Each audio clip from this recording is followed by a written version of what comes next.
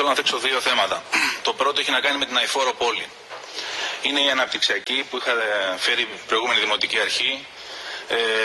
Δυνθυραβικά ότι θα αναλάβει τις 100 ουδέτερες πόλεις, θα αναλάβει τη Μαρίνα και δεν ξέρω ποιο άλλο project επίσης.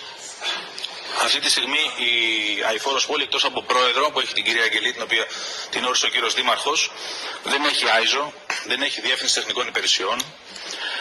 Δεν ξέρω αν έχει ακόμα την κυρία Νταμάτη σαν διευθύνων σύμβουλο ή από ό,τι ξέρω ψάχνει για κάτι πιο εξειδικευμένο, δεν ξέρω.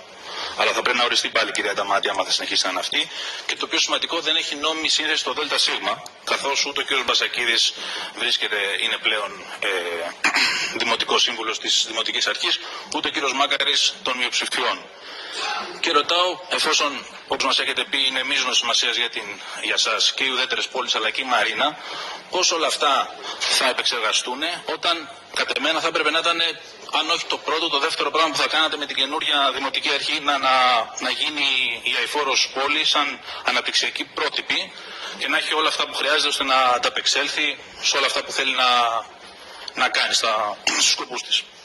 Δεύτερο ερώτημα έχει να κάνει με τα κονδύλια από το Ευρωπαϊκό Κοινωνικό Ταμείο.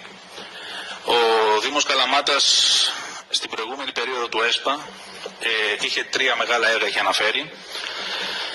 Είχε αναφέρει το κέντρο διημέρευσης και ημερήσιας φροντίδας στον ΑΜΕΑ, το οποίο όπως ξέρουμε το 19 δεν έγινε σωστά η ένταξή του, μετά ήρθε ξανά το 21, μετά κρίθηκε το κτίριο πώς κρίθηκε μετά, ενώ έπρεπε να κριθεί πριν, ότι δεν μπορεί να σηκώσει αυτό το project και τελικά έφυγε αυτό το έργο. Πήγε σε μια κερδοσκοπική, δεν γνωρίζουμε τι έγινε από εκεί και πέρα. Πάντως οι δημότες αυτή τη στιγμή, τα ΑΜΕΑ της πόλης μας, δεν γνωρίζω αν απολαμβάνουν τις φροντίδες που θα έπρεπε. Δεύτερον, είναι οι δράσεις της προληπτικής ιατρικής στα καρδιαγγειακά θέματα. Ούτε εκεί γνωρίζω τι έχει γίνει.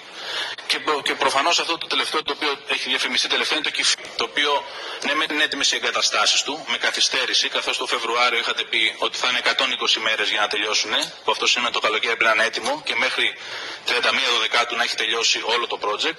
Βλέπουμε ότι τώρα τελείωσε το κτηριακό, που έχουμε μια ακόμα καθυστέρηση και θα πρέπει αυτό μάλλον να γίνει γέφυρα στο επόμενο ΒΑ ή στο επόμενο ΕΣΠΑ του 21-27. Όλα αυτά τα λέω διότι βλέποντας και την εικόνα του νοσοκομείου μας, που προφανώς δεν έχετε άμεση ευθύνη εσείς, αλλά είναι κάτι το οποίο αφορά τους δημότες στους οποίους υπηρετείτε, θα έπρεπε ο Δήμος Καλαμάτας και την προηγούμενη θητεία αλλά και αυτή να δώσει περισσότερη έμφαση στα κοινωνικά έργα και όχι σε πεζοδρόμια και αυτά, γιατί αυτά έχει ανάγκη ο κόσμος.